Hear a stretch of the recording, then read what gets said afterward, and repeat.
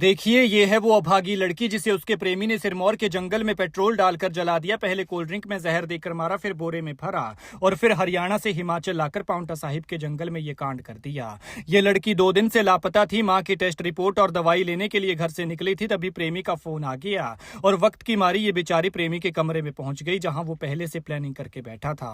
दोनों में कुछ देर बात हुई, फिर उसने कहा हम दोनों साथ मरेंगे, जहर पीकर इस दुनिया से चले जाएंगे और हमेशा हमेशा के लिए खो जाएंगे। लेकिन फिर इस प्रेमी ने ऐसी चालाकी की जो इस लड़की ने कभी सोचा तक नहीं होगा। उसने कोल्ड ड्रिंक में जहर मिलाया, प्रेमिका को पिलाया, लेकिन खुद नहीं पिया। उसकी आंखों के सामने वो प्रेमिका बेचारी तड़प रही थी, घुट घुट कर उसकी जान निकल रही थी, लेकिन उसे तरस नहीं आया। और जब मर गई तो रेहड़ी वाले को बुलाया, लेकिन यहाँ भी प्लानिंग कर रखी थी। रेहड़ी वाला भी वो ढूंढा जिसने फुल नशा किया था, ताकि उसे नशे में ये पता ही न चल सके कि आखिर वो कर क्या रहा है, अपनी रेहड़ी में कौन सा सामान लेकर जा रहा है। इस लड़की का नाम है अमनदीप कौर। 31 साल की थी और ट्यूशन पढ़ाती थी। जिस प्रेमी ने इसे मारा उसका नाम संदीप है। अमनदीप के लिए 13 मई की शुरुआत किसी सामान्य दिन की तरह ही शुरू हुआ था, जब वो अपनी मां की मेडिकल रिपोर्ट और दवाई लेने के लिए घर से निकली थी। लेकिन किसी को अंदाजा भी नहीं था कि घर से लेबोरेटरी तक का बेटी का वो छोटा सा सफर कभी खत्म नहीं हो पाएगा और प्रेमी ने छोटी सी बात के लिए इसकी जान ले ली। इस सीसीटीवी फुटेज में आप देख सकते हैं कि किस तरह से कमरे के अंदर से बैग लाया जा रहा है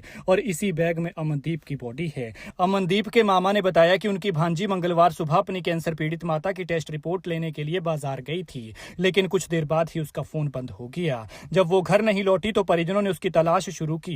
परिजनों का आरोप है कि उन्होंने खुद सीसीटीवी फुटेज खंगाली, जिसमें अमनदीप को रेलवे स्टेशन के पास एक अंडरपास के पास दुकानों के ऊपर बने कमरे में जाते देखा।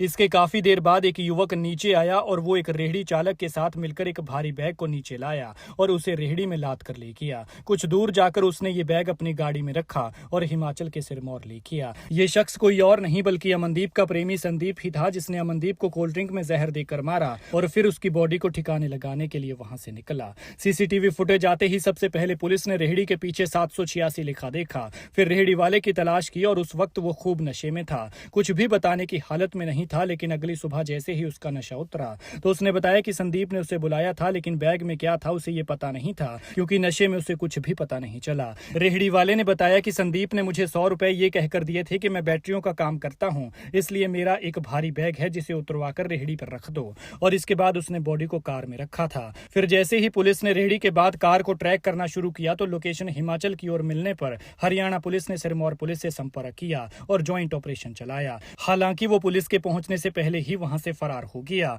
और पुलिस को मौके से अधचली लाश मिली। परिजनों को संदीप पर शक इसलिए हुआ क्योंकि बताया जा रहा है कि लड़की और संदीप का प्रेम प्रसंग चल रहा था, लेकिन उसने लड़की को क्यों मारा फिलहाल ये सामने नहीं आया है।